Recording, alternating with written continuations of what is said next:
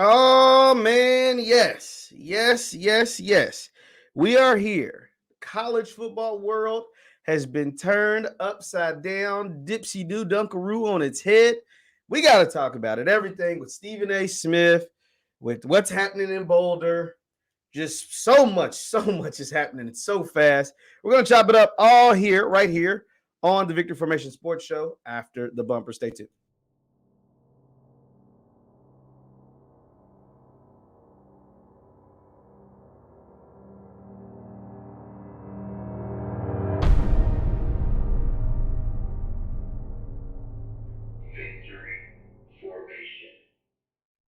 What is going on, everybody? What is going on, everybody? My name is Jeff Lightsy Jr. This is the Victor Formation Sports Show right here on Jeff Lightsy Jr. YouTube, Facebook, wherever you get your content. Come on into the room. Come on into the room. Yes, we are live.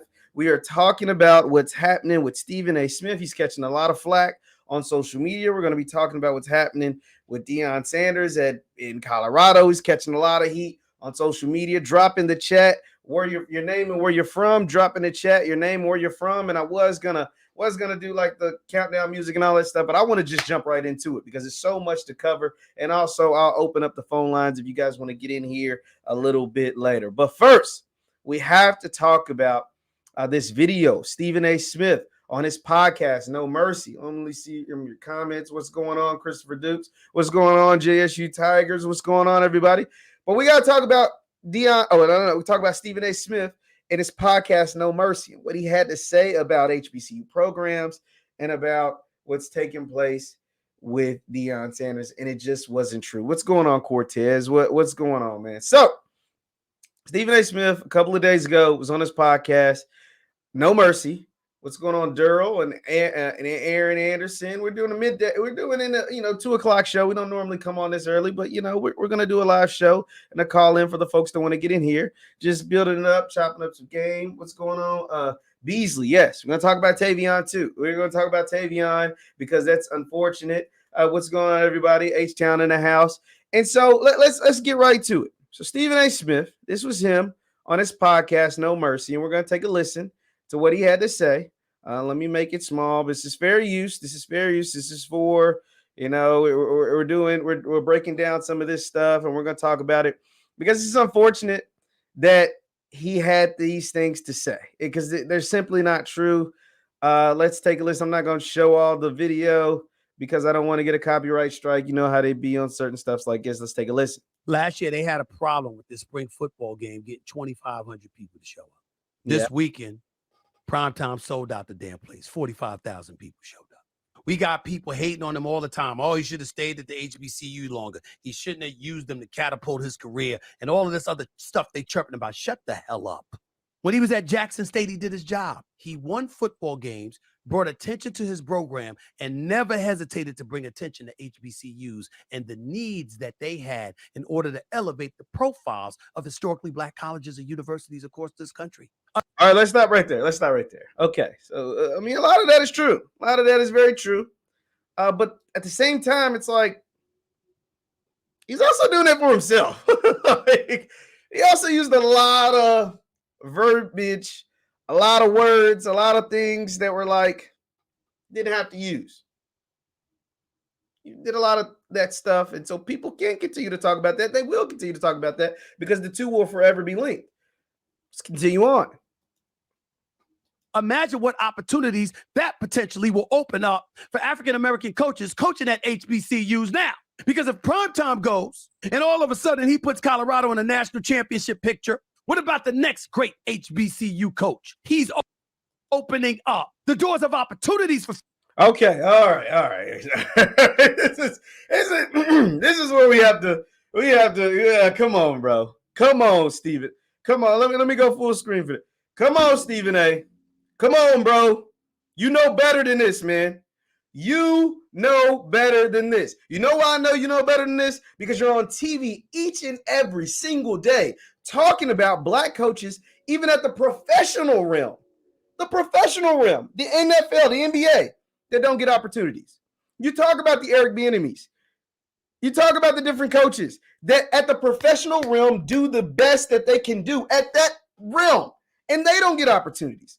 And you think that black coaches at the HBCU realm are going to get the same opportunities that Deion Sanders got? Bro, you know that's not true. Like and that's the problem. You can't go on TV and just say a blatant lie and be mad that that people are calling you out, because you know that just simply isn't the case. You know that will not take place, because if that was the case, why doesn't Eric Bieniemy have a job as a head coach? He's won 2 Super Bowls in a position that Doug Peterson has gotten 2 jobs in, the offense coordinator of the Chiefs, and Matt Nagy got a job, a head coaching job. So come on, bro. Come on. Like, both can't be true at once. You can't be saying, damn, they need to give better opportunities for black coaches at the professional level, and then at the same time say, well, Deion's opening up doors for black coaches from HBCUs. They won't even hire black coaches from Power 5s to be head coaches. Who are the black coaches at the Power 5 level? You got Deion Sanders, you got Mel Tucker, you got Mark Loxley in Maryland. I'm running out of names. Deion Sanders in Colorado, Mel Tucker at Michigan State, Loxley at Maryland. I'm running out of names. Somebody in the comments, can you tell me? All right, please. Like, just tell me. That's what I'm saying. So that's why you can't go on. So you're telling me more black coaches going to get opportunities at the FBS or Power 5 levels when they don't even hire black coaches from FBS or Power 5. Oh, Franklin. You got Franklin at Penn State and Freeman at Notre Dame. we just sat here and named all of them. We literally named all of them. There's 130 some odd FBS jobs, and we just named every single black coach. Purdue recently hired a black coach. Marshall's coach is black. Okay, we're barely getting them in. There's 130 FBS jobs, and we literally just named every single black coach. We literally just named them. Loxley at Maryland, Franklin at Penn State, Mel Tucker at Michigan State, Deion at Colorado, Freeman at Notre Dame. Marshall was in Power 5. Yes, Marshall was in the Sun Belt. We just named we literally just named every single coach. And you mean to tell me they're going to now start hiring guys like Willie Simmons at FAMU and Trey Oliver at North Carolina Central? Not to say that they want to be there. That's not to say that they're not happy where they're at. But now all of a sudden these guys are going to get jobs? Come on, bro. That doesn't even make sense. You know that don't make sense. You go on TV fighting for the guys in the NFL. Let's keep listening, man. Let's keep listening. Be sure to hit that thumbs up button too, by the way. Future African Americans who want to coach on the highest levels. Think about the big picture. There isn't a black person alive that should not be rooting for primetime Deion Sanders to succeed. Because whether it's his intent or not, it will open up doors for all of us. And that's cap. Once again, this is cap. What makes you think this? Why do you think this? Well, I'm serious. I'm so serious. There are black coaches that have had success, ain't opened up a damn door for nobody. There are black coaches at the professional and college levels that have had massive success and ain't opened up a damn door to no one. It just hasn't. It just hasn't. In the NFL, Tony Dungy's won a Super Bowl. Mike Tomlins won a Super Bowl. They implemented the Rooney Rule. And there's less black coaches now than when they implemented the Rooney Rule. Come on, bro. That doesn't make sense. Dino at Syracuse. Okay, Dino Bar. So we literally named every single black coach in the NCAA. And it has so what are we talking about? There have been very successful black coaches at the HBCU level before Deion Sanders, and none of them got opportunities. The one that got an opportunity to go, from what I've been told, you guys can correct me in the chat if I'm wrong. There was one at Alcorn.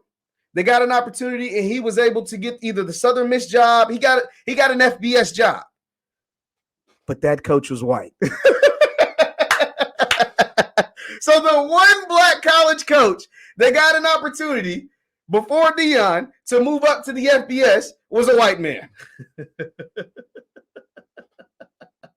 I'm not hating. I'm not hating. I'm just pointing out the facts. I'm pointing out the facts, right? Like I'm not. This is not a hate. These are just. If you call it hating, it's these are the facts. Shout out to Damo, man. Like because we're just all we're doing is pointing out the facts. That's why I said Stephen A. But Stephen A. knows better. That's why it's disappointing because he knows better. And the reason why I know he knows better is because he goes on TV every single day fighting for black coaches all the time. And so he knows that what he's saying is not true. He don't even believe what he's saying is true. He don't even believe that. But him and Prime are friends, and so it makes for a good headline or whatever. Let's continue on. Yeah, okay, yeah. So yeah, hold on. So y'all said, yeah, he was true, Coach Hobson. He was a USM alum. So yeah, okay, there we go. So that's what I'm saying. He don't even believe that. Let's continue on, man. Do you understand that the Georgia Bulldogs are the reigning defending national champions? Colorado was 1-11 last year. And Colorado, because of primetime Deion Sanders, was on ESPN, and Georgia was on ESPN too. I don't see too many brothers doing Aflac commercials with Nick Saban. Oh, Lord. Oh. So now we're judging success off the Aflac commercials you have with Nick Saban. Yeah, Colorado is going to be the most talked about college football. Let's go ahead and put this out there in the ethosphere.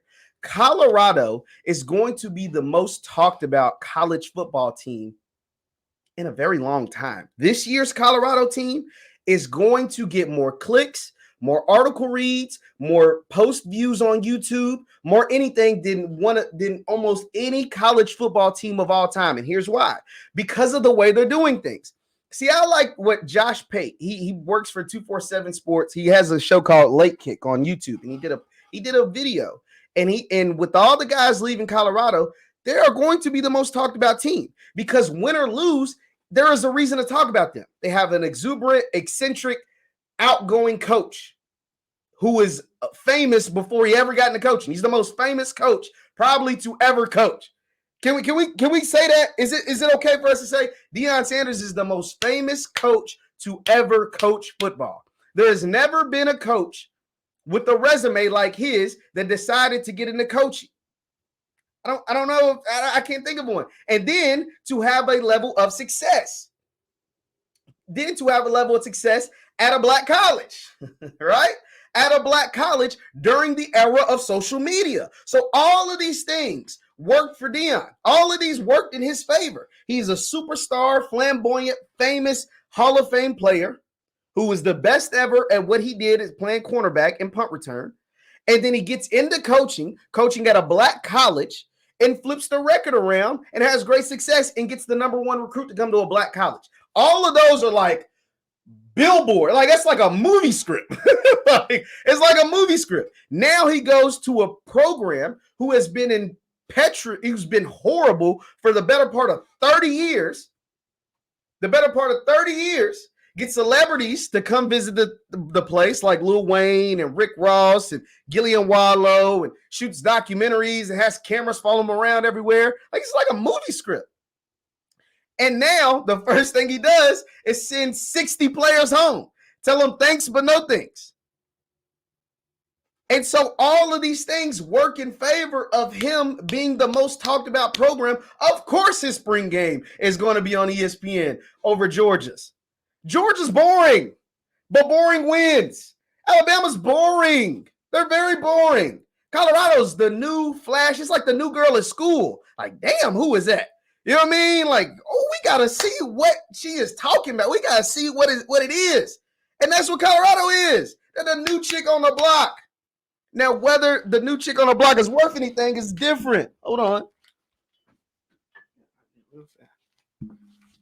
Whether the new chick on the block is worth anything is totally different. But Stephen A. Smith is just straight up lying when it comes about HBCU programs, saying that this is going to help coaches in the future. He's lying, and he knows he's lying. Now, what also happened, so I want to show you some things that were brought to my attention, because this is what also has Colorado trending in the news.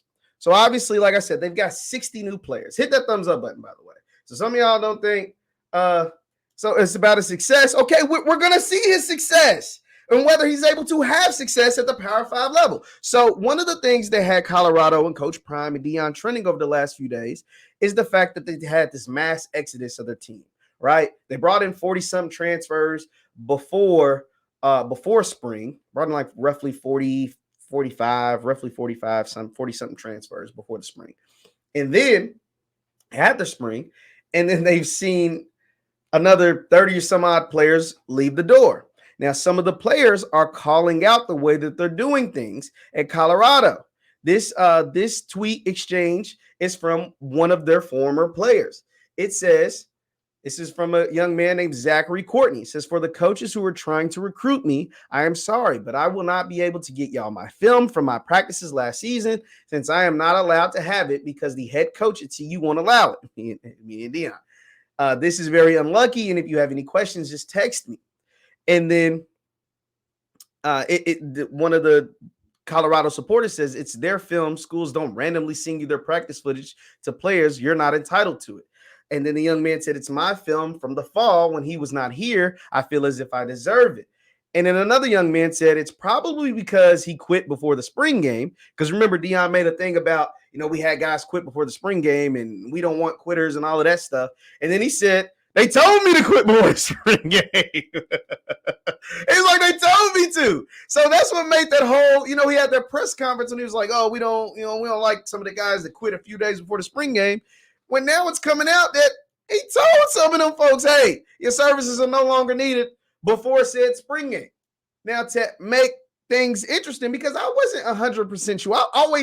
I do see cats that didn't play during the regular season for their school when they enter the portal have practice footage. Like I always, you see that every single day. Kids with practice footage. So to withhold practice footage, I thought maybe, I was like, oh, that's kind of interesting, but I'm not 100% sure how that process works. I was like, okay, maybe you're supposed to get your footage before you actually enter the portal.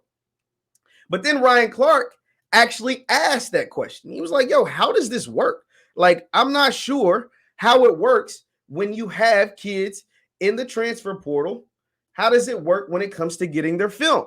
Now, he actually got an answer from a current FBS coach. This was what took place. This was the exchange. So I'm going to read you the tweet.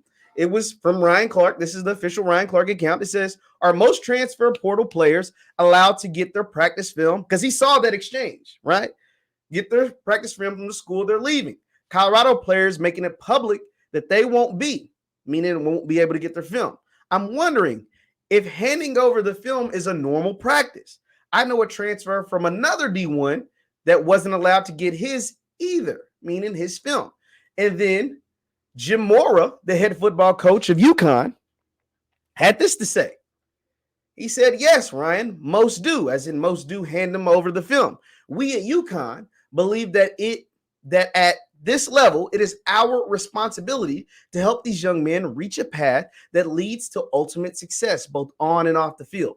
We will always help the man transferring however we can. It's not personal. It's bigger than an ego. Now, obviously, you could say, well, Jeff, that's just how Jim Mora does it. Prime doesn't have to do it that way. You're absolutely right. He doesn't have to do it this way. But to act like it's not a practice that takes place for the folks that are doing that, not to say the guys in Colorado are, but for the folks that are acting like, oh, they'll never give over the film. Nobody would ever do that. Well, that's just simply not true, because we see another head coach of another FBS program saying that, yes, you do give up the film. And I've seen plenty of practice footage of cats out here with their film. So that's another thing that seems to be bothering a ton of people. I mean, are we going to talk about it? Like, are we, you know what I'm saying? And especially if we're talking about game film from the 2022 season when Deion wasn't even the head coach of Colorado. Wasn't even the head coach of Colorado during the 2022 season. I don't know. And so now you've got this. Like I said, Colorado's replacing roughly around 60 players or so. This is what On3 has recently put out about what they're doing at Colorado. He says this is because I'm just showing you what's going on. Let me show you. This is what they're saying. They're saying Colorado now has over 50 players in the NCAA transfer portal. That is not normal. Let me say that again. This is not normal. Y'all saying, oh, people do this all the time. No, they don't. This is not normal. Like this is not. I mean, I don't know how it's going to turn out, but this is not normal. 51 players, 51 to have less than 20 current scholarship players on your roster. It's not normal. That's not normal.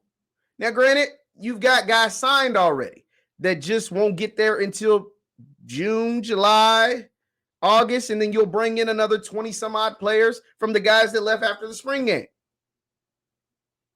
Now, I don't know about y'all. But let's be honest. Can we be honest? Most of the guys in the portal are guys that couldn't start at their old school. Let me say that again. Most of the guys in the portal are guys that couldn't start at their own school. Now, I'll see somebody say, oh, well, he did the same at JSU, right? He did the same at Jackson State, right? He did the same at JSU. First of all, no, he didn't. It wasn't like this. This is and second of all, JSU has 63 scholarship players. Colorado and FBS programs have 85. That's a big difference. Second of all, going from an FBS program, specifically an SEC program or a Big 12 program or a Big 10 program, and coming to the FCS is different. It's just, y'all tell us all the time how bad black college football is. Y'all tell us all the time how bad HBCU football is. Y'all tell us all the time, oh, they only go in there because they go to dominate. Okay, y'all tell us that all the time. So let's use that example. Y'all say it's not as good. Colorado's not an FCS program. Colorado's not an HBCU program.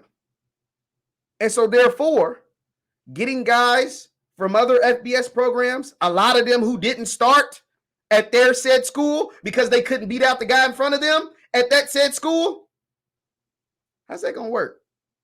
How's that going to work against the Pac-12 by at the end of the year had 6 ranked teams? How's that going to work against a Pac-12 by at the end of the year had teams like Oregon State won 10 games? UCLA won 9 or 10 games. USC had the Heisman Trophy winner. Oregon, Washington, Utah, which is the Pac-12 champion. Come on. Like let's make it make sense. Can we make it make sense? Right? The big guy that folks are excited about Colorado getting is a running back out of Houston. He's a dog, right? 2021, he was the AAC offensive rookie of the year. He had 14 touchdowns, but he's coming off an ACL injury. Cavassier Smoke, the running back transferred from UK, couldn't start at Kentucky. Couldn't start it. Y'all tell me how bad a program Kentucky is in the SEC, and y'all just got their backup running back. That's tough, man. Your best players, as bad as you say black college football is, as bad as y'all tell me black college football is, y'all tell me all the time in my comments, black college football is terrible. As bad as y'all say it is, the best players on Colorado all come from black college football. 35 players. You said they had 35 players. That's not 60. 35 is not 60. Like, can we talk about that? 35 players is not 60. And I think what they're starting to find out, it's a little tougher to recruit in Boulder, Colorado than it is in sunny Los Angeles. It's a lot easier to get big, like USC, the transfers they were bringing in. Caleb Williams, he won the Heisman. Jordan Addison, he won the Biletnikoff. Like, those are the kind of transfers. And there's no disrespect to the guys that are going to Colorado, but Caleb Williams won the Heisman. Jordan Addison Wanda Biletnikoff and is looking like he's going to be a first-round pick in this year's NFL draft. Colorado's bringing in Kavasier Smoke, who couldn't start at Kentucky. Possibly bringing in a young man who's coming off an ACL injury. Really good player. He's coming off an ACL. I'm just saying, man. I'm just saying, like if this was any other, program, we just got to be realistic and to try to use them. And this is no disrespect to Colorado. I wish them all the success in the world, but we have to be honest. You can't catapult. You don't have to put down one thing to catapult another. You don't. And what I mean by that is, so for all the people, and this is what I mean, why the standards, that's why it's hypocritical, it's messed up, it's so messed up how people, and shout out to my girl Yard Talk HBCU brought this up, because the mass exodus that's happening to Colorado, obviously some people like myself is like, man, that's a little different. Some people calling it out, whatever, don't like it. A lot of the parents of the players don't like it, or the former players now. But when it was a black college that did something very, very similar, it was a national news story on ESPN by none other than Stephen A. Smith. Shout out to my girl from Yard Talk. Yard Talk brought this up. She brought this up. This was Stephen A. Smith when the young lady at Grambling on the volleyball team did the exact same thing Deion is doing for football. And this is what Stephen A. had to say back then. Let's take a listen. I want to make sure. Hold on, because I don't want to get no copyright strikes. I ain't messing with nobody over ESPN. Let's take a listen to what he had to say, because it's not the same tune. Period.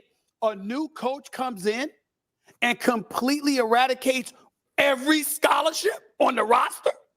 These are kids we're talking about here. For those they can't. Well, how are they going to pay their tuition?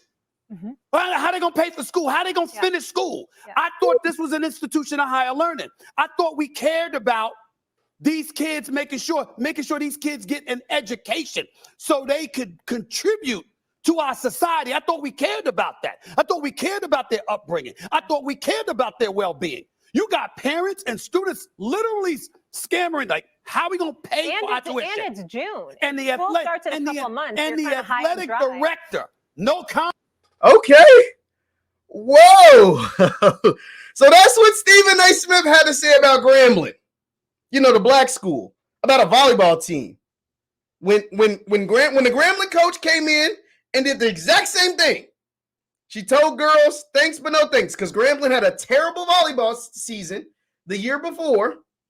They had a terrible volleyball season. The coach came in and said, I'm bringing in all my own players, thanks but no thanks. They made it a national story on ESPN in a bad way, in a negative way. Can we talk about that? This was a black college. They made it Colorado's getting praised for cutting players. They're getting praised for cutting players. And not just players that were on the existing roster. Not just players on the existing roster. They're cutting players that they brought in.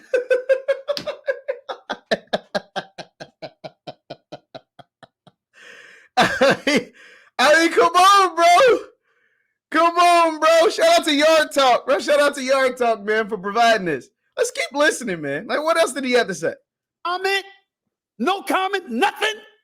And this woman, Chelsea Lucas, you just gonna walk up in there and just strip kids of a scholarship, nowhere to go, scrambling to land somewhere else so they could get their tuition paid?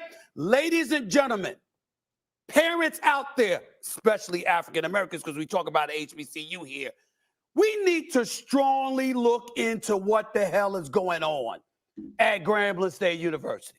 We got to pay attention. So do we got to do it to Colorado too? Do we got to do it with Colorado too? Selective outrage. I like that.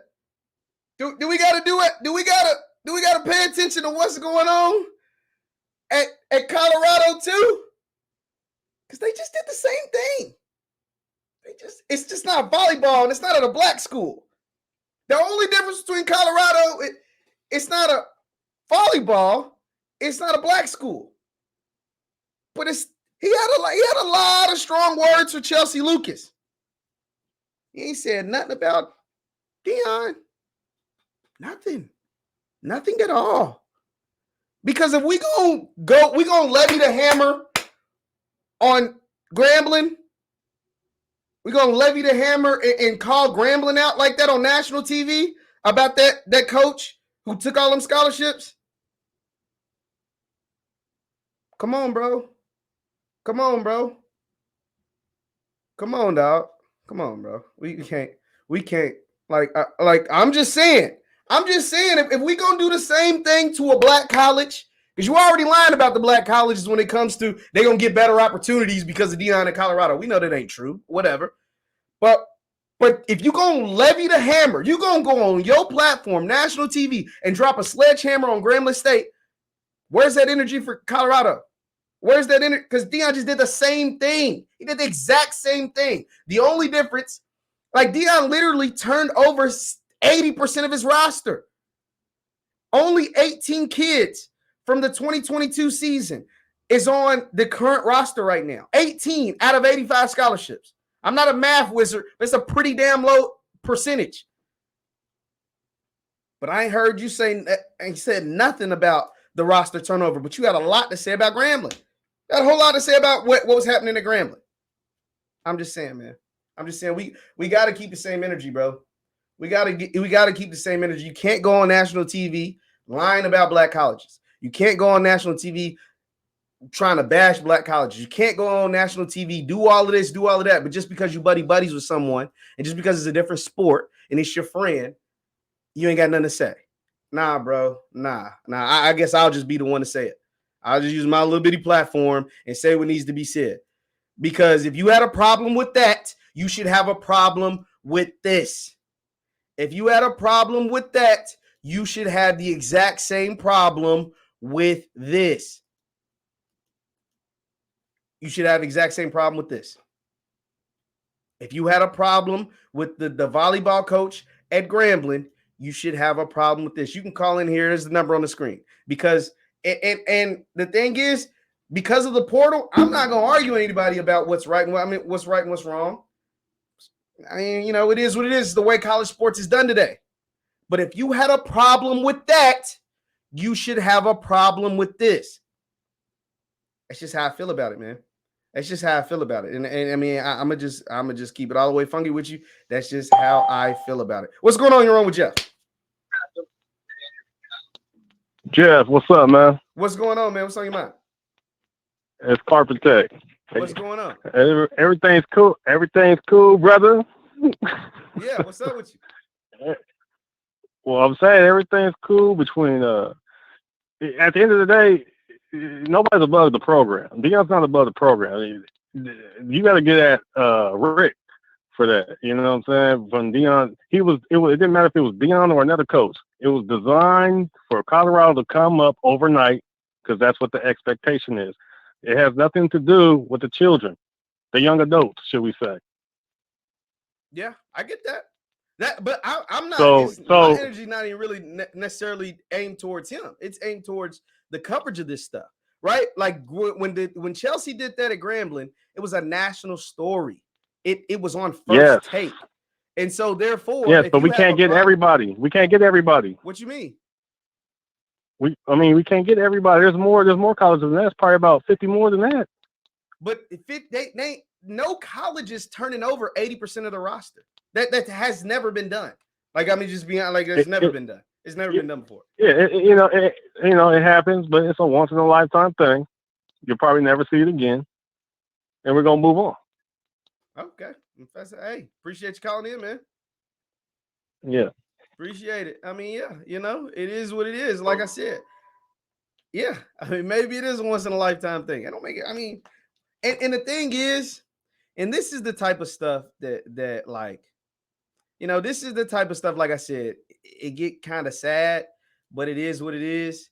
You'll see a story like this, right?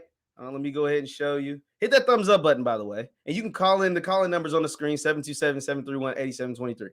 You'll see this. Colorado offensive tackle, I don't even want to mess up his name, has re-entered the transfer portal. He got to the Buffs in January. Like it's sad, but it's funny because you're kind of messing with these kids' livelihoods, right? You tell them to come on in, join the team, be a part of the rebuild or whatever. They get there, and you send them packing 3 months later. You send them packing 3 months later. That's pretty rough. That's some rough stuff, man. That is some rough stuff right there. What's going on? You're on with Jeff. Doc. What's going on, Doc? What's on your mind? Oh man, I ain't nothing, here at another day in paradise at work. And what's happening, my man? look on man, hey.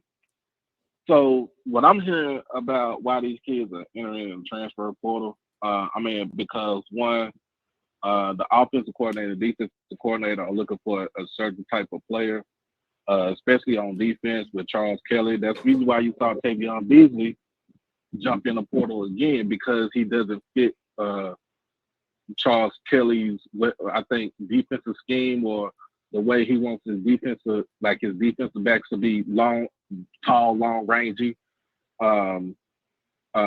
Since he come from Alabama, but then again, he came from Alabama, and they had pretty much the third worst pass defense. Exactly.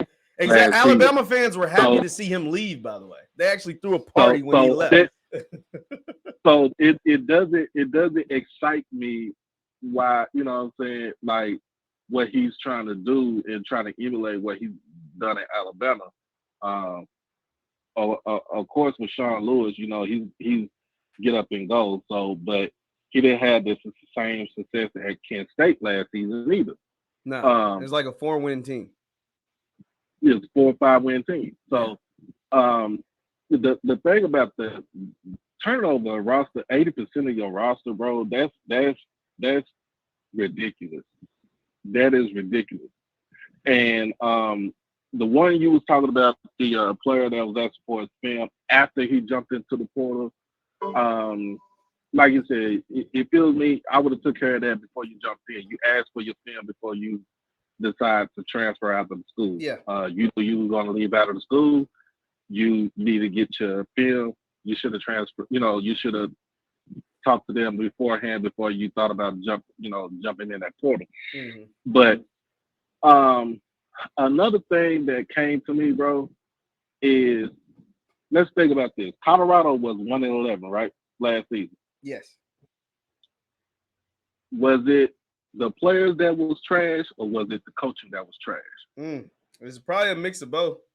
It's typically a mix of both, because we've seen good coaches elevate bad teams, and we've seen, but you're only going to go as far as your players, but we've seen good coaches with good teams not be as good as they should have been. So, yeah, it's definitely a mix of both. No, but that's something that, sometimes you got to think about.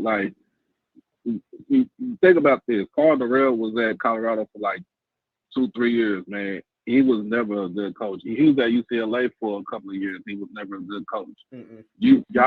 They need to go and vet these dudes when they go try to sign them for a coach. They just absolutely. We got some more callers though, Doc. I appreciate you. You good, man? Anytime. Appreciate it. No, I definitely think. See, the thing is, I think, like I said, I keep referencing Josh Pay. I think he's really smart. I think it's a mixture of both, man. What's going on? You're on with Jeff. Julian. What's going on, Julian? What's on your mind? What's up, Jeff? What's going on, Julian? What's going on? Not much, man. Hey, look, we got to understand. First, I want to say two things right quick. Talk to me. First, it's getting all the hype because it's prime time. That's all it is. I agree. It's getting major focus because it's prime time. Any other coach do it? Lincoln Riley did it last year. No, he didn't do 80%, but he did almost just as much. Nah, 35 and 60 is not almost the same. So it's not. If your salary is $35,000 and $160,000, I'm taking a $60,000 salary. It's not the same, dog. Right. So, second of all, what we got to understand is that once the transfer portal, the NIL, and all of these factors came into college football, it has become a business. And that's what we're seeing. We're seeing the business end of it. When a Fortune 500 company brings in a new CEO or whatever, same thing happens. They call people in, tell you you're not going to fit our profile, hit the door where the good Lord split you. That's just what it is. And if that's what Deion's doing. And he actually gave them ample enough time to put on the showcase. They didn't put on the showcase, that's their fault, not his. He was up front, told them what he was going to do in the beginning. Okay, so let me ask you this. Do you think there's enough players in the portal, enough good players in the portal for him to win, let's say, 6 games? Yeah, there is. You think there's enough good players in the portal for them to win 6 games this year in the Pac-12? Yeah. I watch the portal. I look at who's in there. And if you add a couple of them along with what he has already coming in, see, he's so much in the spotlight that we forget about who committed and who signed 2-3 months ago. Who? You understand what I'm saying? Who's the name that pops off the screen? There's a slew of kids coming in. Who? Huh? Who's a name that excites you that's coming in that isn't already on the team? I'm just curious. All of them. All of them. I appreciate you, man. Like we got a busy call. Yeah. I appreciate you. Yeah. Okay. All right, man. I appreciate that. That was an easy way to say, I don't know. Man just said all of them. Oh my goodness, there's a whole bunch of y'all. Let me see if I. Oh shoot. What's going on? You're on with Jeff. What's going on? Hello. What up, Jeff? This weird. What's going on, man? What's on your mind? Man, you know, here we go again. I'm back. Yeah, talk to me. Look, that last guy, I see why you kicked him off the phone. Because he just a PBR. That's exactly what he is. And a lot of these people calling in and saying, oh, well. Well, I mean, if it is a business, it is a business. But I look at it like this. If you look at some of them guys that 3 years ago from Jackson State, that you got kicked out of there. He came in there and kicked most of them guys out. Chip who was going to keep. Then the next year over, you look at guys like Malachi Wideman, Tony Gray, or especially Malachi Wideman, was a beast on the field. The next year over, he didn't even play Malachi, but to the end of the game, like he was a scrub, and then say he had bad grades. Now you look at Malachi Wideman, he at home in Florida taking his sister to school. You know, and I hate to see that stuff happen to some of these kids because he's a star athlete. And Jackson, Mississippi was crazy about Malachi Wideman. Man. I mean, I remember running to a coach and asking him, man, why Malachi not playing? He said, I don't know. He's a good kid, but this, that, and the third. I ain't going to say what coach he was. Yeah. But I'm just going to say that in general. So that lets you know that it's really business with these guys. These guys don't care if you catch 13, 14 touchdowns a year. The next year you might be sitting on the sideline. So that's why you look at guys like Shane Hooks. It chose Ole Miss over Colorado because why go behind? Why sit there and watch Travis Hunter and Shadua and them get all the perks and all the thumb rubs and stuff like that while you sitting back and when the clutch situation going on in the game, they're not looking at you. They're not, you know what I'm saying? So these guys better look at what's going on before they start making these decisions and they get sit up there to Colorado and just be up there very cold because it can't get cold when it's cold when it ain't going your way. Hey, you know what I'm saying? So absolutely. I mean, I ain't have to say. I just want to say that, you know, because I want whoever listens, I want them kids to actually hear me when I just talked about Malachi because that's a perfect example. He really don't care how good you is. If you ain't kissing his butt or whatever, or whatever the situation might be, because I don't know all the personal stuff, you're gonna be sitting on the sideline. You can be the star guy, you know. So it's good some guys jumping in the portal and you know building their stock up. And go ahead and leave because he might be a hell raiser. You know, it is what it is. You know how it is. My way or your way. Absolutely, bro. Or the highway. Appreciate you calling in, boss man. It was a good call. Appreciate you. All right, man. Appreciate it. No, I mean that's very true. That's something I didn't even think about. But it's going to be something to watch. Now, somebody said you see all the dogs coming in. I'm looking at the list. I mean, there's some good players. There's nothing that's jumping off the screen though. What's going on? You're on with Jeff. What's going on? This Unc, man. What's going on, Unc? What's on your mind? So, hello? Yeah, talk to me. What's up, Jeff? Hey man, I think it's the ego, man. Deion's ego was getting in the way. You're not gonna be successful your first year after you need some depth. That's a fact. And in the transfer portal, all you getting is 3. You're getting 3 stars that you getting the same players that you just let go in that transfer portal. That's a fact. I think his problem is ego, and he plays a favoritism game to certain kids. Now you in the Pac-12. You in the Pac-12 with them big boys. You got a subpar offense and defensive line. You're not gonna be able to fix that in 1 year. No, that's your thing. bread and butter. Absolutely, I completely agree. See, the thing is, the transfer portal, and I appreciate you calling in, man, because you brought up some good points. So I appreciate you calling in. But the transfer portal allows you to, I think I heard Colin Kaepernick say this. Not Colin Kaepernick. Colin Cowherd say this. You'll be able to fix one side of the ball in one offseason. To try to fix the whole roster with the transfer portal, it's just not going to happen. What's going on with Jeff? What's up, Jeff? This DJ. What's going on, DJ? What's on your mind? On the offensive side of the ball, honestly, they're decent. Who's decent on offense? From the rebuild that they did with Washington, Wells, and Brown, and then they just had 2 other offensive linemen go there. On the offensive line side, on the offensive side, they're decent. The holes are on the defensive side, but I never thought that he would rebuild the whole team in 1 year, even though football is a big business. I agree. I mean, he's doing business moves. Yes, I agree with that. But this isn't high school. When it comes to football, if you're not getting that energy out of a previous coach player, you're gonna get them off of the team regardless. Hey, I agree with you, man. I mean, I like I said, I'm. It's just an interesting approach to flip 80% of your roster, man. But hey, I think it's a very interesting approach. I agree with that mindset, but this is football. It's harder to build a football team than a basketball team. Absolutely. The numbers and the recruiting style of each coach is different. Yes. And there was 1-11. Yes. There wasn't 4-8. There wasn't 4-7. There was 1-11. So you have to clear the barn to get the people and animals you want in there. Hey, man. You bring up some good points, man. Appreciate you calling in.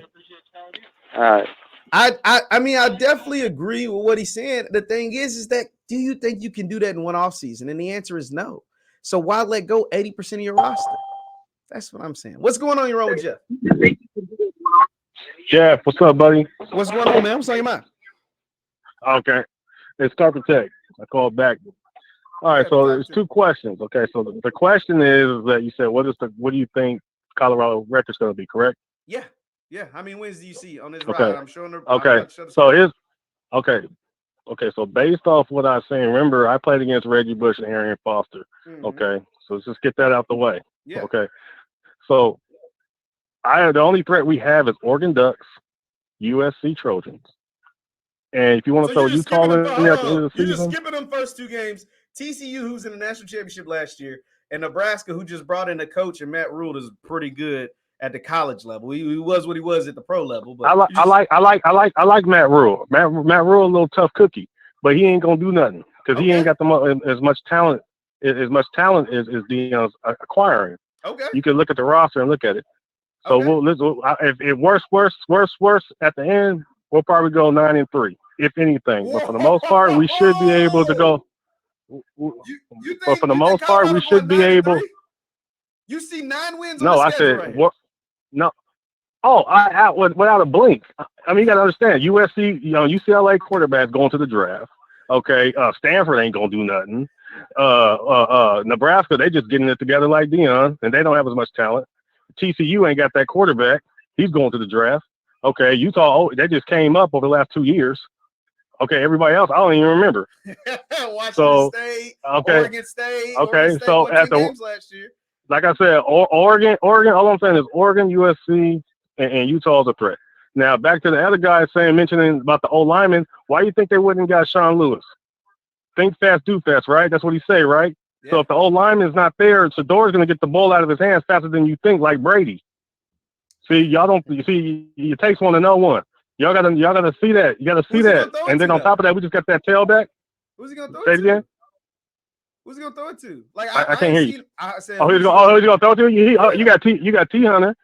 You got T Hunter. Okay, you remember, I don't want to hear nothing about Montana because we got McLean is going both ways. Remember, Deion said that on ESPN at the spring game. Okay, and then you got Horn on the inside slot. We got William that just came from Jackson State, number 10. Okay, he gonna play the slot. We got Caleb playing the other slot. Okay, so we good on the receiver slot. I don't hear nothing about that. We just got that tailback today. So he running like Adrian Peterson. So if you want to do the math on that, we got Dylan. Man, Adrian Peterson had his ACL blown out. Tom Brady had his ACL blown out. Are you talking about the best ever? Adrian Peterson, Tom Brady, ACL. I mean, Menace McGahee. McGahee had him. The Buffalo Bills running back. He tore his. These are pros. These are dudes at the best. I mean, I'm not saying he tore that. If I recall, he played that in Miami. Come on, he played that in Miami. He tore his ACL in Miami before he went to the draft. McGahee. Yes. So you can't say that. But you think this? So yeah, I'm with you, Jeff. I like you, Jeff. I like you a lot, brother. Trust me. But I'm with you. But we got to work together. No, we are. I'm just pushing back a little bit. You think this guy Willis? Not to say he ain't. That's to say I'm not to say you think this guy Willis McGahee. We got look. We got 5 running backs on that part of town. We got Tank. We got Edwards. We got that tailback we just got right now. Hell, we even got Charlie in the backfield. And we got the little boomerang head Blanca dude with the dreadlocks. The little dude, number 22. Yeah. Okay. He's still trying to make a name for himself. But for the most part, we good. Y'all really see 8-4, 9-3? I see 9-3 easy. Because TCU ain't got no quarterback. 9-3 easy. TC ain't got no quarterback. Okay, Colorado State is sorry. Okay, we got who? Oregon ain't talking about nothing. They're still trying to figure it out. Like I said, our biggest threat is Oregon, Trojans, and Utah. That's all I'm saying. Because UCLA's quarterback's going to the draft. Yeah, but they still use even the city that I'm from. Even the city that I'm from, San Diego, California. Our running back from Lincoln High School is supposed to go to UCLA. He didn't decommitted and he's going to Georgia. So for me, I see a lot further. We'll see Georgia in that game, that bowl game. Trust me. Because Alabama, Alabama still got that. They still got Notre Dame quarterback. And just into the point he finna go to Alabama. So it happens to the best of us. Hey man, I love the confidence, bro. Hey, I really do. Oh yeah. Because I don't. So you telling me you think Colorado State is gonna beat us? You think you think Nebraska? You think Stanford? I know you didn't say that, but I'm just telling you. We don't know no names on. We don't know no popular names on that team. Who do you know on that schedule that's good besides Taylor Williams? You got UCLA. That's it. UCLA. That's it. And I'll be at that. That's a firework game. That's a shootout. I think. And Oregon. And you know what I'm saying? Oregon always got a nice offense. I think Oregon, or you just want me to tell you my opinion. I think TCU and Nebraska going to be tough games. I don't know if you win those. They don't got no quarterback, so stop throwing TCU in there. Because the TCU just went to the national championship game. I don't know the roster. I don't know. They had that quarterback. That quarterback, yes. That best player could even beat Georgia. Yeah, because it was Georgia. Yeah, nobody could beat Georgia. They literally went undefeated. But listen, I'm just telling you, you gave yours. You said 9-3. There's no way in hell to win the 9 games. That's just how I feel. I don't know if it's true or not. What you got him at? What I got on them? Who's gonna beat them? Besides Oregon? Oregon? I'm about to tell you. Go ahead. My fault. Go ahead. I think you could start off the season 0-2. I think you could. I think at best case scenario, you start off the season 1-1. Then you beat Colorado State. Then you go to Oregon. What is the overall record? Spit it out. I'm getting there. It's really my first time looking at the schedule. Oregon and USC are both gonna hang half 100 on you. That's just how it's gonna be. They'll probably beat you back. Yeah, those are gonna be a shootout game. That's why I said it's gonna be a shootout. It's gonna be a firework game. There's not gonna be no shootouts. It's gonna be like 50 to like 21. It's gonna be like 55 to 21. Those ain't shootouts. Oh, you're crazy. We got to bet on that one. I'm so serious. We're gonna have to go to Vegas to bet on that one. And then you got Arizona State. Okay, you got a chance against them. I don't know if you beat them. You got a chance. You got a chance against Stanford. You're losing to UCLA. You're losing to Oregon State. You're probably losing to Arizona State. Washington State is tough. You're losing to Utah. So that's 1, 2, 3, 4, 5, 6 guaranteed losses. I say at best you go 6-6. At best. You're crazy. You're crazy. We don't know anybody on that team except Oregon and Caleb Williams on USC. We don't know nobody. USC just brought in probably, I think, the most dynamic high school player, Zachariah Branch. Right. That's what I'm saying. That's what I'm saying. Like they got off. Hey, Oregon and USC. Yeah, you're losing those games for sure. They got Kingsbury. They just hired Kingsbury. They got Kingsbury, but Kingsbury just got fired from the Arizona Cardinals. Yeah, but he can score offense. He's not the head coach. And you're losing, but that's what I'm saying. Yes, I like Kingsbury. Kingsbury good though. He good. Your guaranteed losses are Utah, not Arizona, Utah, Oregon State, UCLA, USC, Oregon, and either TCU or Nebraska. You could lose both, but you're losing one of those. So that's why I say it's guaranteed. Yeah. The 6 losses. Yeah. Who's gonna stop our offense? You've seen how Shedeur plays at JCU. JCU, you know he's a rider. He's not sorry. He's not weak. And he got bigger, so he's gonna be able to take the hits. Okay, bro. Okay, man. Hey, I appreciate it, man. I appreciate it. Thanks for calling in, bro. But Jeff, let's embrace this. Let's embrace this. We got a long year. We do. We definitely. Because I ain't going nowhere. Remember this carpet tech. I got you, boss. I got a John Liquidator the other day. So I mess with both of y'all. Hey, I appreciate it, man. Thank you so much, man. Appreciate the call. Yeah, keep up the good work. Hey, if something comes up, I'm gonna call in. Absolutely. And I'll be waiting on the call, man, for sure. 9-3, he's tweaking. Ain't no way. I think at best they win 6 games. And that's me being optimistic. I see a lot of 4 and 8s and a lot of 3 and 9s. I'm saying 6. I'm thinking 6 is a good year. If you win 6 games, that is an amazing year. Coming off 1 and 11. 9 wins? That's rough. What's going on? You're on with Jeff. I can't. You sound like you're muffled, boss man. What'd you say? Oh, can you hear me? There we go. Okay. I think folks are just shocked that he's able to do this. Because when he went to Colorado, because everybody was like he wasn't gonna be able to do like the same thing and basically what he did in Jackson. He hasn't proven that he can do that yet. Jackson actually. He hasn't proven. Yeah, but he's gutting the roster like he did though. And he's probably being a lot more savage. That's not true though. Like I get it. There was roster turnover at Jackson, but it wasn't like this, y'all. Like y'all do get it. Like FCS is 63 scholarships. FBS it's 85. FCS he was getting a lot of P5 guys and FBS players to come to Jackson. At that level, it's different. Yep. It is different. Like we do have to do that. Yeah, but when you 1 and 11, if I'm gonna do it, then I'm gonna do it my way. Okay. And because they're 1 and 11, they really don't have. You're 1 and 11, so you really ain't got nothing to stand on. I agree. You know what I'm saying? Like, so I think folks are just shocked that he's doing it at Colorado. But what is he doing though? That was the thing. Yet. But that's the thing, he ain't did nothing yet. And we haven't been able to prove if this is going to work. We don't know if this is going to work. Now, if it works, it'll look like a genius. Well, we don't. If it works, it'll look like a genius. We don't. Well, we don't. But I would say like this: I'd rather go down doing it my way. I'd rather go down doing it my way. And when you 1 and 11, hey, everything's on the table. Hey, because he was brought here because they was 1 and 11. They didn't bring him there because they was 10 and 1. Absolutely. So it's interesting to see what's going to be, but I mean, once again, you're talking about players from a 1 and 11 team. Probably 10 of them are probably worth saving. to be honest. It's about all he saved too. Man, I appreciate you calling in, man. So, yeah, I appreciate it, man. I mean, I get it, man. It's just like y'all. I can't. It's apples to oranges comparing this to Jackson State. I'm gonna just be honest. It's not the same. What's going on in your own with Jeff? Yo, Jeff, it's Brandon. What's up, man? What's going on, Brandon? What's on your mind? Hey, man. Let me get my stuff out for a quick second. I get off. All right, here's the deal. Deion is an old school kind of person. He even said in an interview once that he has hundreds of suits that he hasn't worn that he got fitted for back in the days when that baggy look was in.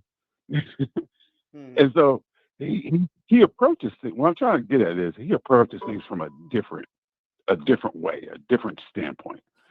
And so he sees this transfer portal as a way to get where he wants to go faster. So he looks at it like, look, okay, Arkansas got 29 guys in the portal. Okay. Arizona State got this many guys in the portal. Okay. Well, Colorado, we're going to flip this thing as fast as we can. So it's a win now mentality. Absolutely. Everybody's got to be patient. Rome was not built in a day. It takes a minute to get where you want to go. And he is keeping his eye on the main prize, which is to compete every day. He's always talking about competition. If you walk through their players' lounge, he's got Papa Shot games and ping pong tables, anything that creates competition. When he greeted those Colorado players that first day in December, he looked at them and he said, okay, I'm bringing my luggage. It's going to be Louis. Everybody knows that. But then he went to the individual group meetings and told quarterbacks, running backs, receivers. We got a lot of people on the call, but I get what you're saying. But we got to get I'll finish up right now. But he told all the groups, hey, either you guys get with the program or unfortunately you're going to have to leave. He's preparing these young men for life. So, Jeff, keep doing what you're doing, man, and I'll keep watching. Yeah, appreciate it, man. Appreciate you calling in. Definitely, the thing is, I get all of that. Like, I get it. Like, win now and be patient is told. Like, the thing is, I don't expect. Like I just told y'all, I think the best that they can do is 6 wins. But I got folks on here telling me they're gonna win 9 games. 9 games? 9? With a team full of transfers? I'm not sure.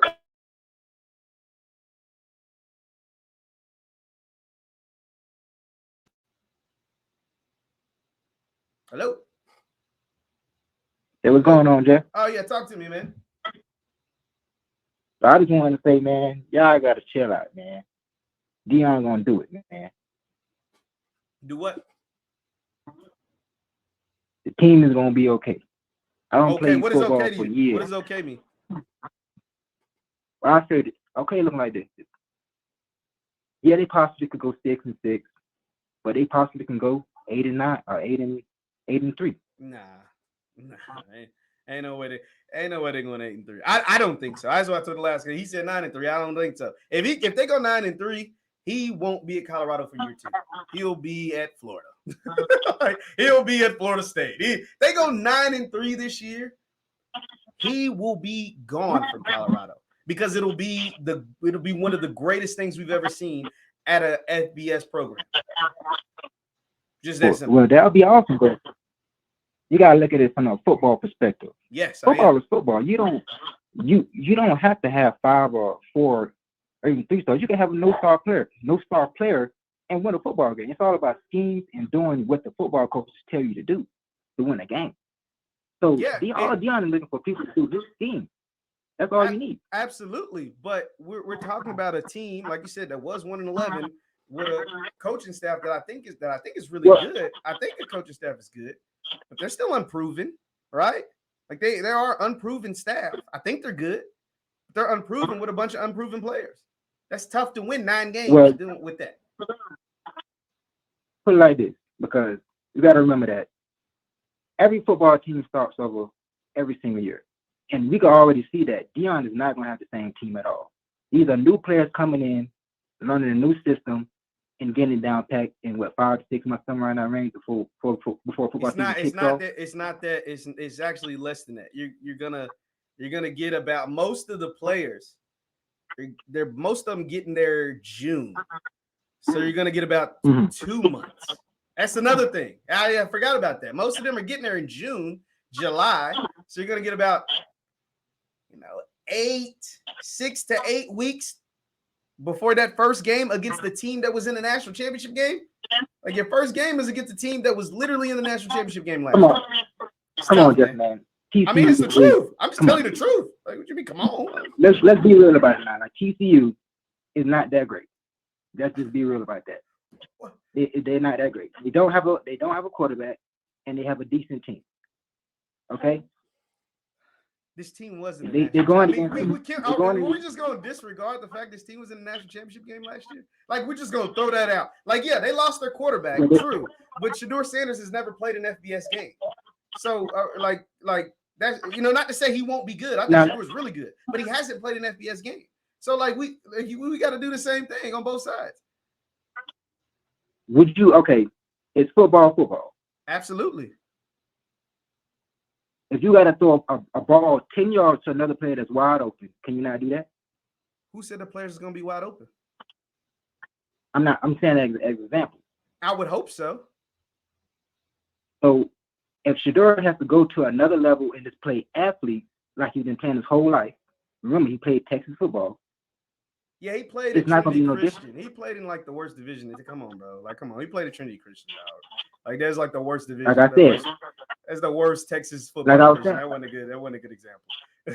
But like I'm saying, football is football. It doesn't. Football doesn't change for whatever level it matter. It don't matter what level. Yes, it changes a lot. It changes. It does change a lot. Why is it that Heisman winners go to the draft and become bust, or top 10 picks go to the NFL become bust? Like, when you go up levels, as y'all tell me is what happened, it does change. Like, it literally changes absolutely all the time. And why do 5-star recruits become bust like that? Come on, bro. Like, I don't know. It's not a good comparison. And but we got a bunch of calls on the line, bro. Like, he hung up on me. Right? He ain't like it. like, come on, bro. Like, I'm not saying Shador won't be good, but you keep saying, we don't know TCU quarterback. We don't. But we know they were in the national championship game last year, so that means their coach is pretty good. We know that they got some players on that team. They got some players. They just went to the national championship game. Maybe they overachieved, but they were pretty good. And they got a pretty good coach who's had success. I mean, come on, bro. Like, I'm just, I say I'm trolling, I point out the obvious. I just point out the truth. What's going on here with Jeff? Hello. Yo, can you hear me? Yeah, talk to me. What's on your mind? Yeah, this is Dev, man. Just calling in. I watch the show and comment often, so I've just been listening in, man. I appreciate it. Like you said, I think everybody has to look at it, like you said, on both sides, right? Yeah. You got to be fair on both sides. Deion did the same thing at Jackson State, right? It's not Jackson State, it's not FCS, but you have to look at the track record. All we can go off of is the track record, right? Hey, this person did this similar thing, right? Like you said, 63 scholarships to 85 is different, but we did something similar. Like everybody's saying, this team was 1-11. They were trash. Let's be honest. These players, and I don't, not be disrespectful, they're kids, but you guys have to go. I told someone the other day, I'd rather have backups, former 4-star, former 5-star backups from an SEC school than a 0 to 2-star that was a backup on a 1-11 team. So we're going to reflip the roster, get in, and you have to do what you got to do. As far as the schedule, again, I'm riding with Deion. I was riding with my Jackson State. I'm riding with my Colorado. But people who are saying 8 in this and 9 in this, I'll agree that that's kind of pushing it, right? Yes, it's mad wild. 6 and 6. 6-6 is great, and that's awesome. that's I think really 6-6 is awesome. I think I'm more the optimistic. People keep calling me a hater. I said they're gonna win 6 games. I look over the comments. I'm seeing 3, 4, 7, 3, 3, 4, 4. Like dang, like I mean, dang, I said 6. Y'all mad at me? And I think what ends up happening though, and I try to be realistic, what ends up happening is you have some people on the side of the fence who just really want to hate, right? They really just want to hate, and they're gonna say, oh, they're gonna win 1 game, or who cares what he's doing? They're gonna go 2-10. Okay, well, 2 is better than 1, right? So if he wins 2 games, it's better than last year. Then you have other people on the other side who are kind of over exaggerating. But 6 games get you to a bowl game. If you go from 1-11. If you go from 1-11 to a bowl game, literally, this is amazing, right? Like you did something spectacular. And I agree that I think they're going to win at least 6. If you can win 7, then it's spectacular, right? But I think, everybody should kind of just pump the brakes. But I think people on the other side of the fence, who are kind of upset that he left JSU and feel a certain type of way, you were happy when he did it at your school, so don't hate now, right? Like, he can't turn this around. We don't know, and that's the thing. Like, we don't know, but we think so. If we go off the track record, I think he can do it. Like you said, he has the coaching staff. You got the quarterback. Some people kind of the previous caller had the wide receivers, and I know you mentioned like who's he throwing it to. They got some guys right now. I think they need maybe like 1 or 2 more top guys. But you got Travis Hunter. I'm not gonna mention Komani, but you have Travis, you got Jimmy Horn, you have the other receiver who was South Florida's leading receiver, the Weaver kid coming in. You got Willie Gaines, who I think will be okay, right? You got Adam Hopkins, that's a 4-star coming in. You got Amarion Miller, that's a 4. I think it's okay. I mean, I know he looked good in people on the line, bro, but I appreciate you calling in, man. You was realistic. I appreciate it, though, man. All right. I appreciate it. No, I mean, I get it, dog. Like, I mean, I hear all of that. The thing is, what we also have to take into account, guys, they're playing a SWAC. I mean, not a SWAC. They're playing a Pac-12, like a Pac-12 schedule. Like, USC didn't just stop getting players because Deion came to the conference. Oregon didn't stop getting players because Deion came to the conference. Washington State, Utah, they didn't forget how to coach or stop getting players, or you know what I'm saying? Like it works both ways. Like it works both ways. That's all I'm saying. I got a few more minutes. I gotta get out of here. What's going on in your room with Jeff? Salamus Marshall. What's going on, man? What's on your mind? What's up, Jeff? Talk to me. Man, people are being really delusional, and they're proving that they have no clue about what football really is. Man. Yeah, cut your computer down in the background. We can hear the echo, but keep going. Well, what do you mean by that? Well, what I mean is, man, realistically, Deion's coming into a 1-11 program. He just lost 50 players. You have to have at least 85 players to 90 players on your roster. Mm-hmm. So with that being said, there's going to have to be some major recruits come in. It's not going to happen, man. I'm just being honest. I'm a former college coach. Been there, done that. It's not going to happen that way. A lot of people are saying 9-3, 8-4. Deion and Colorado will be lucky if they go 5-6. If that. Bottom line is, Shedeur is a great football player. Great kid, has a great eye for the ball, has a great eye for the game. But the truth is, this is a Pac-12 conference. Absolutely. Different levels of play, different levels of scheming, different levels of hiding and covering what really looks like something, then it turns into something completely different. Absolutely. It's a different kind of game, man. Hey, absolutely. Hey, I appreciate you calling in, man. It's a good breakdown. Yeah. Appreciate you, Jeff, man. Keep doing what you're doing, man. Hey, appreciate you, man. Nah, I mean, all I'm trying to do, and if you missed the top of the show, we were debunking some lies by Stephen A. Smith. That's what this whole show was about, really, at first. And then obviously we got into, some people thinking Colorado win 9-10 games or whatever. But Stephen A. had some harsh words. He had some words that just he knew wasn't true about Deion helping future Black coaches get better jobs. And we know that's not the case because we see great Black coaches not get those same jobs. We literally listed off every Black coach at the FBS level: Marcus Freeman, James Franklin, Loxley at Maryland, Barbers at Syracuse. And then we start to get real thin. You get what I'm saying? And so Prime coming from a historically Black college going to CU, that's not going to help the future of college football with Black coaches. Is going to take something else because we see the same problem at the professional levels, whether it's the NBA, the NFL, where it's only Mike Tomlin and the one dude from Miami that don't even want to be called Black. You know what I mean? Like, it's limited Black coaches at those professions. So that's where we started. And we also were talking about the criticism that Stephen A. gave Chelsea Lucas of Grambling when she flipped her roster, and folks are praising what's taking place in Colorado. That's not to say, because I didn't think what Chelsea Lucas did was wrong, but they were bashing her for doing it. And everybody's praising Deion for doing the exact same thing. I get it. One is football, another is volleyball. But, we got to keep the same energy. That's all I was saying. What's going on your own with Jeff?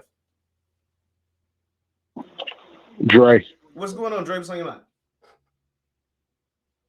Bro, man. All these people that's saying these dudes going to win 9 games. That's not going to happen. I'm trying to find 9 wins, bro. It's hard. It's hard to find 9 wins on this schedule. I'm a big Deion fan, bro. Florida State. I follow Jackson State and everything with everything he was doing. But Shedeur is not the problem I'm worried about. It's the roster and the players around him. Absolutely. That's going to be the problem. Shedeur is a 4-star level quarterback. He's good. But yeah, he's a pro. I think he's a pro. I think he'll play on Sundays. Yeah, he can play on Sundays. Exactly. Yeah. But at the most, people need to realize 4-8, maybe 5-7 is a great year for Colorado. That is a successful year if they win 4 to 5 wins. Like, people need to pump the brakes on the 9-8 wins. Well, okay, let me this, since you're realistic. Is it good enough for Deion? Because he preaches all they do is win. All he's known for winning. He's preaching that they come in there to win. Is 4 or 5 wins? Is that good enough? That would be good enough if he didn't boast about getting all these wins at first. If he gets 4 wins, if he gets 4 to 5 wins in the Pac-12 in his first year with a 1-11 team, that is a very successful year. Very. But, the way he brought it in with the whole week coming and all that, he's really killing the vibe of that team. Like, he needs some of those 1-11 kids on that team just to have enough on the roster. Depth. You got to have depth in football. Football is 100% injury rate. Yeah. Injury rate, 100%. Yes, exactly. Because if something happens to Shedeur, oh my God, they only want to win 2 games. Yeah, they won't do that. If Shedeur goes down, knock on wood, we don't wish no injury on no player. But if Shedeur were to go down, they're not winning a game without Shedeur. They're not winning a game without. They're not winning. They're not winning a game without Shedeur. We do got some more calls though, bro. But I appreciate you calling in. Yeah, man. Hey, I appreciate it. Now, if Shedeur were to miss some time, like to miss any time, like they're losing every game he doesn't play. We're talking about 4 or 5 wins with him. Without him, come on, bro. What's going on in your room with Jeff? Cali. Talk to me. What's on your mind? I'm doing good, Coach Cali. What's on your mind? All right, sir, man. Nobody said nothing when Lincoln Riley first got there USC, and he had to flip his roster and grow his roster back. 35 players and 60 players is different, though, Coach Cali. Don't you think? Don't you think 35 and 60 is different? Man. I don't believe that, bro. But I don't believe that. But I believe. You don't believe what? The man still went 11-3.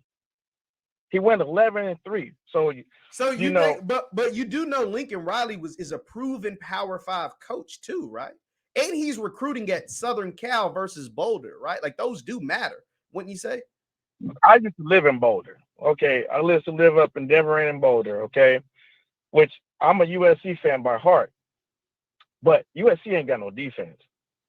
I agree. That's another thing.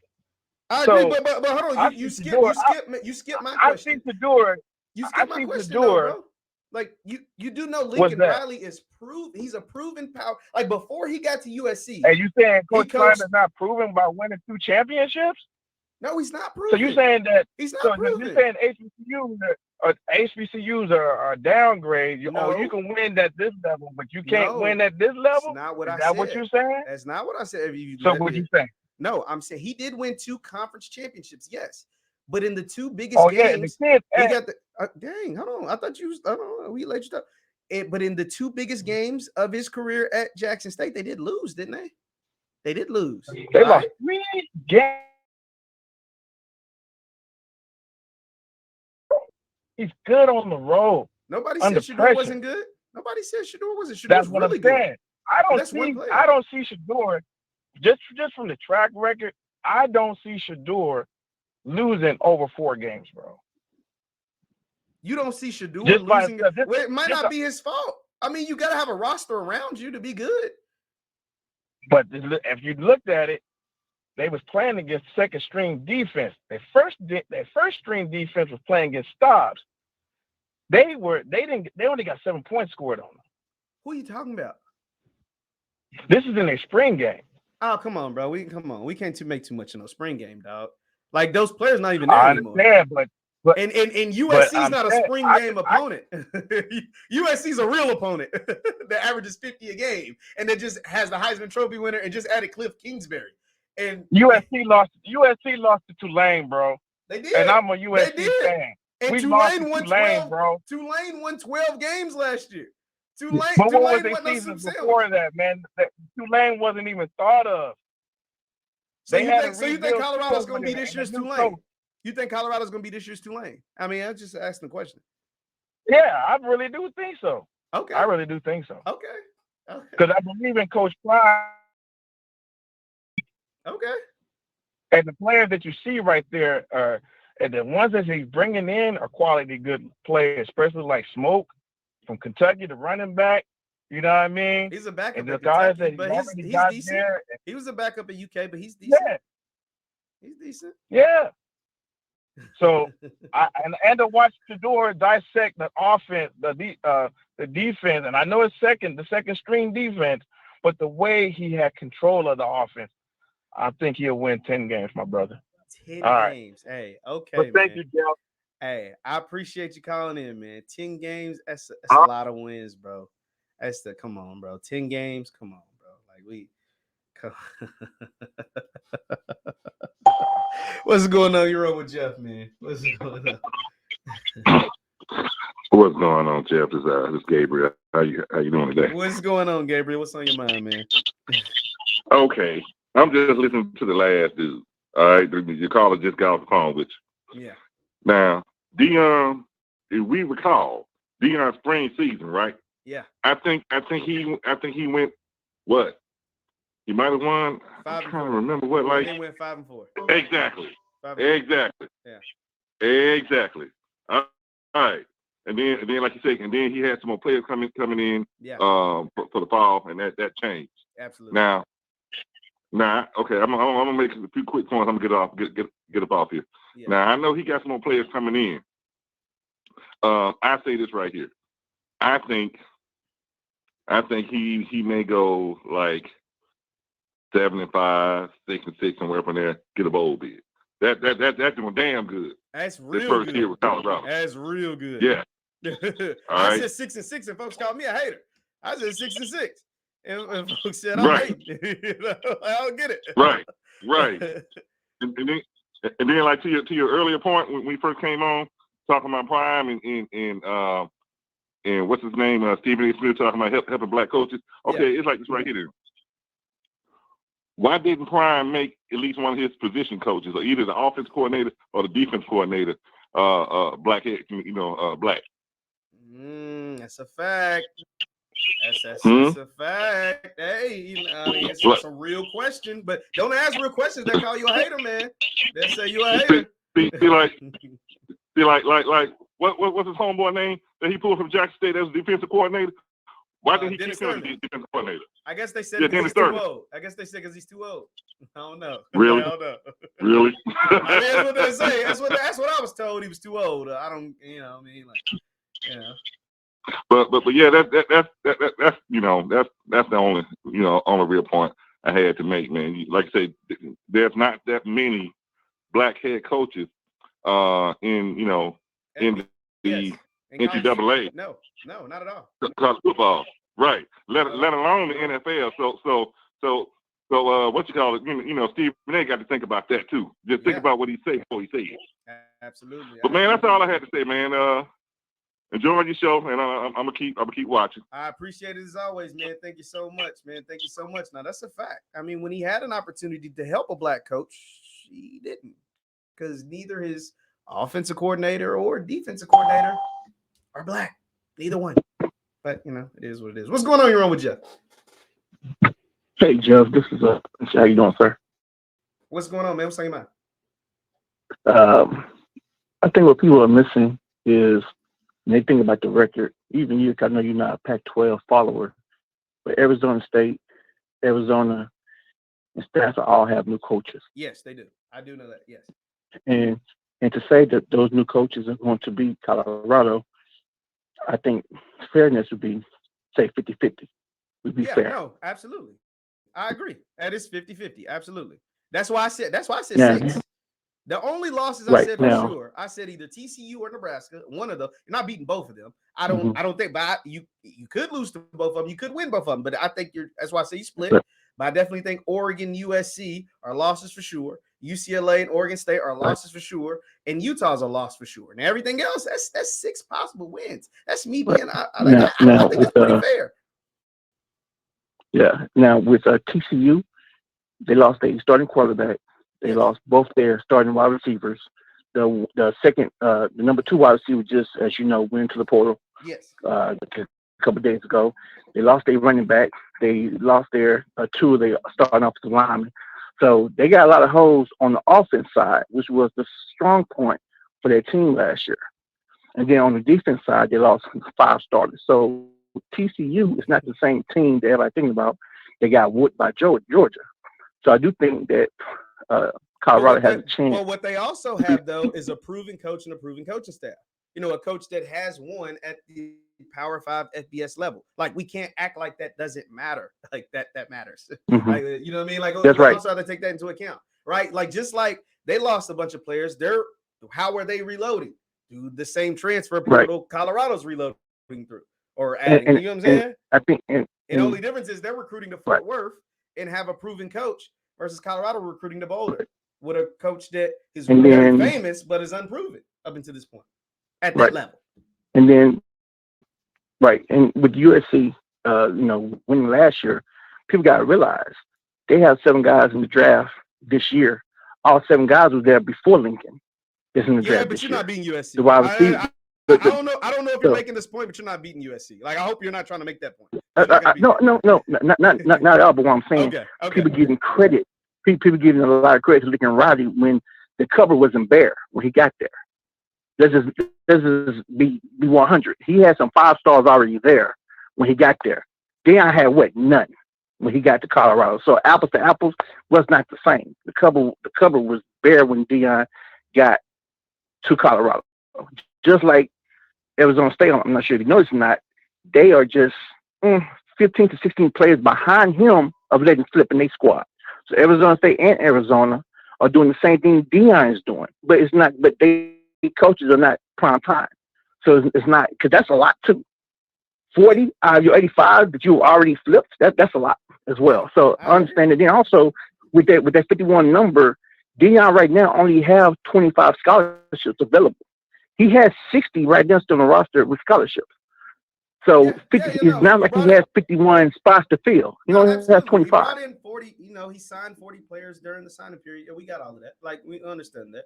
Like, I did anyway. I don't think anybody on here was saying that he had to fill 51 spots. Oh no, I'm not saying. Just like I said, you always fair with yours, but I think a lot of other people I've listened to, they are totally wrong. Now, if you think about it, he has 19 freshmen that he has to sign. Yeah. So of the 25, he really only has 6 spots to dig out of the transfer portal. So I mean, that's kind of how it works. Okay. We do got a couple more callers, bro, but I appreciate you calling in, man. We'll definitely do something like this again. Have you on? Yes, sir. I appreciate it, man. I appreciate it. Now, I mean, I try to be fair. Y'all tell me I'm not. Y'all tell me I'm hating all the time. Try to be as fair as possible. You know what I'm saying? So I hope I laid all of that stuff out before you did. What's going on with Jeff? Man, what's going on, man? It's Sid, man. What's going on, Sid? What's going on, man? What's on your mind? Man, I had to walk out of a board meeting, man, for this. And I promise I was actually in a board meeting, man. And it just so happened that it came across my phone. Man, don't nobody in the world of college football ever call JSU fans delusional again. And I mean that. Don't you ever. I've heard a guy say, what did he say? They talking about TCU, and he said, well, their quarterback went to the NFL. Do you know who the starting quarterback was last year? And one guy gonna say, well, you must don't know anything about Pac-12 football, and I do. Well, if you know anything about Pac-12 football, you would have known that the starting quarterback for TCU got hurt versus your school, Colorado. Max Duggan was not the starter. That is a fact. He came in after the starter went down. You know, that's for those aficionados like myself that actually watch the game and actually knows the game. Now, I'm giving y'all like I'm saying 6-6. They underestimating Oregon State. Oregon State was ranked number 17 at the end of the year. They had 10 they wins. Got DJ. They had 10 wins. Absolutely. Yes. Yeah, and they got DJ coming in. And now DJ Ongole, I can't pronounce his last name, but coming from Clemson. And that style of offense fits him. The only reason why he was trash well, I ain't gonna say trash, but mediocre at Clemson, because they like a different style of quarterback. They like those Sunshines, those Deshaun Watson. You know, they like guys like that. Yeah. So, but I wish Coach Prime all the success, but I just didn't know it was that many delusional fans. They tried to hit and say that they're gonna beat USC. Yes. And Oregon, dog. In Oregon, man. Oregon has Bo Nix, man. Do you not see what Bo Nix? And that's a former SEC starting quarterback that plays for Oregon, and he's coming back again. He's a potential Heisman. Yes. Bo Nix started 3 years at Auburn. Yes, bro. Yes. I can't name a player every year from Utah. I can't name one. But they always end up winning 10, 11 games every year. I can't name one. Every year. And they send dudes to the draft every year. Winningham been there 15 years. Hey, come on, bro. It's just facts. They said the TCU is going. Okay, well, I tell you what, you're right. TCU gonna take an L to Colorado, but they starter coming from the spring and fall camp last year went down with an injury. And then they said they lost their quarterback, but he's coming back this year. Okay, I get it. And also, since, you know, they're Pac-12 aficionados, guess who TCU just brought in from the transfer portal? Another Pac-12 starting quarterback. So if you know your stuff, man, but you know what? You delusional CU fans, and this is nothing to Coach Prime. I see why y'all been 1-11, 4-7, 2 and whatever. I see now. I see it.